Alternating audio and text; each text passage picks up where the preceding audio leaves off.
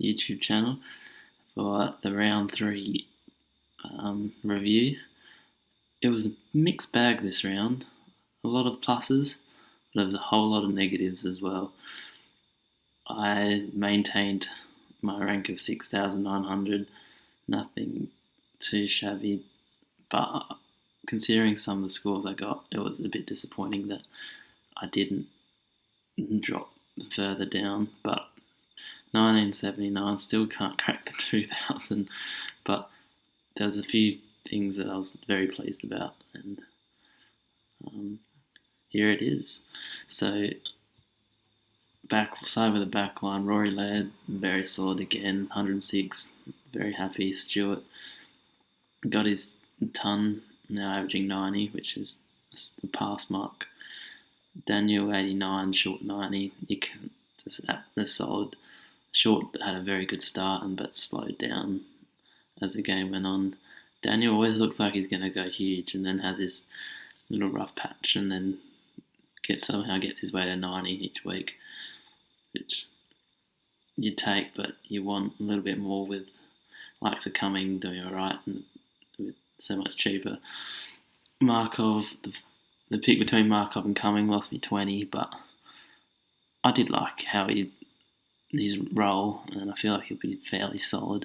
I don't think he'll push 95, but he should average a solid 85, which should make enough cash for later on to upgrade him to a midfielder, or through Clark, or even just a Jake Lloyd, who would be handy picking up later on. Here's where the struggles went. I had to play Kazitsky because Highmore was out. Sharp was out the first night. I was like, I might hold him. And then Highmore was out, and then this was bad news because I had to play Kazitsky. But 33 is solid by him. Is not solid. It's terrible, but it's better than nothing. But with this, I probably want to try and trade Highmore, Sharp up, move Clark up into the midfield, and then bench Kazitsky because he's not an on-field player. Absolutely not. Going to the midfield, McRae had a very, very slow start, but scraped his way to 100.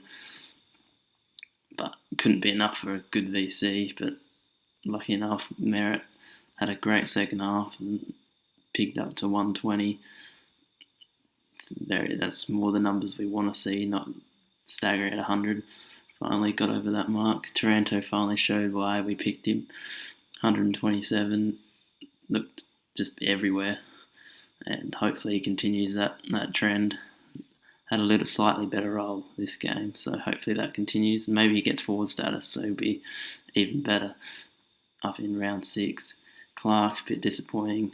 I feel like he's just on the outer of this side, and I think he could be dropped, but he's not someone that you want at this very averaging 60.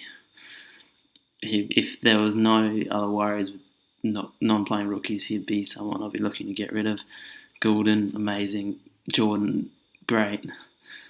And Campbell and Powell, very solid. If you're averaging 64 from a rookie, you'd take that any day of the week. But Goulden averaging 100. Wow, 206k in 3 weeks. Never seen that before in a long time. Barry was, I wish I went Robertson, but he'll be traded next week, but he made a solid 30k. And Brockman another 30k.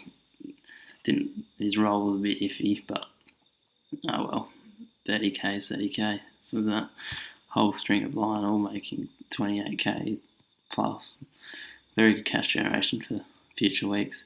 Grundy, insane. I wish I VC'd him, but can't get everything right. And even though Gawn did well, I'm happy with having Flynn and Meek there, scoring very solidly, going up 60. If you score 70, it just makes me allowed to play another premium field. Unfortunately, that is Dangerfield at the moment, so I'm technically not making use of that, but once Dangerfield comes back, it will be handy. So he didn't play, so I've actually trade. So I actually had Brockman on my field this week. I had looped Berry and Rowe for 50, and I was like, I'll just risk a Brockman 70. So I lost out on 16 points, but I feel like the upside was more worth it than losing 16 points. He scraped his way there as well. He looked not like getting double figures at one stage in the game. Dunkley, amazing again. Phillips, yeah, it just gets his way to 80, but it's not what you want. His likely of top 8 forward is starting to disintegrate, and it's hopefully he can bump it up, but it doesn't look like increasing anytime soon. Stevenson, it was a mistake trade last week. His role was not there, but it was a good first half, so he got to 81. Just needed him to hopefully do that for the next 5 weeks and then trade him out. I don't want to talk about Dow. Just terrible. Just terrible. Just get him out of my side as soon as possible. That's all. I don't want to talk about him.